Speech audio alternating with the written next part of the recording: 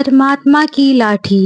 एक साधु वर्षा के जल में प्रेम और मस्ती से भरा चला जा रहा था कि साधु ने एक मिठाई की दुकान को देखा जहां एक कढ़ाई में गर्म दूध उबाला जा रहा था। तो मौसम के हिसाब से दूसरे कढ़ाई में गर्मा गर्म जलेबियां तैयार हो रही थी। साधु कुछ क्षणों के लिए वहां रुक गया। शायद भूख का एहसास हो रहा था या मौसम का असर था। साधु हलवाई की भट्टी को बड़े गौर से देखने लगा। साधु कुछ खाना चाहता था, लेकिन साधु की तो जेब ही नहीं थी, तो पैसे भला कहाँ से होते। साधु कुछ पल भट्टी से हाथ सीखने के बाद चला ही जाना चाहता था कि नेक दिल हलवाई से रहा ना गया और एक प्याला गरम दूध जलेबी के साथ उसने साधु को दे दी।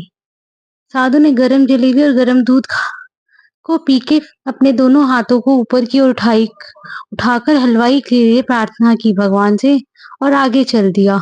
साधु बाबा का पेट भर चुका था। दुनिया के दुखों से बेपरवाह नए जोश से बारिश के गंदे पानी के छींटे उड़ाता चला जा रहा था। वह इस बात से बेखबर था कि एक युवा नवविवाहित जोड़ा भी वर्षा के जल से बचता बचाता उसके पीछे आ रहे हैं। एक बार इस मस्त साधु ने बारिश के गंदेले पानी में जोर से लात मारी। बारिश का पानी उड़ता हुआ सीधा पीछे आने वाली युवती के कपड़ों को भिगो गया। उस औरत के कीमती कपड़े कीचड़ से लथपथ हो गए। उसके युवा पति से यह बात बर्दाश्त नहीं हुई, इसलिए वह आगे आस्तीन चढ़ाकर आगे की ओर बढ़ा और साधु को कपड़े से पकड़कर कहने लगा, अंधा है तू, तुझको नजर नहीं आता तेरी हरकत की वजह से मेरी पत्नी के कपड़े गीले हो गए हैं और कीचड़ से भर गए हैं। साधु हक्का बक्का सा खड़ा था कि जबकि इस युवा को साधु का चुप रहना ना कुछ गवार गुजर रहा था। महिला ने आगे बढ़कर युवा के हाथों से साधु को छुड़ाना भी चाहा, लेकिन युवा की आंखों से निकलती नफरत की चिंगारी देख वह भी फिर से पीछे खिसकने पर मजबूर हो गई।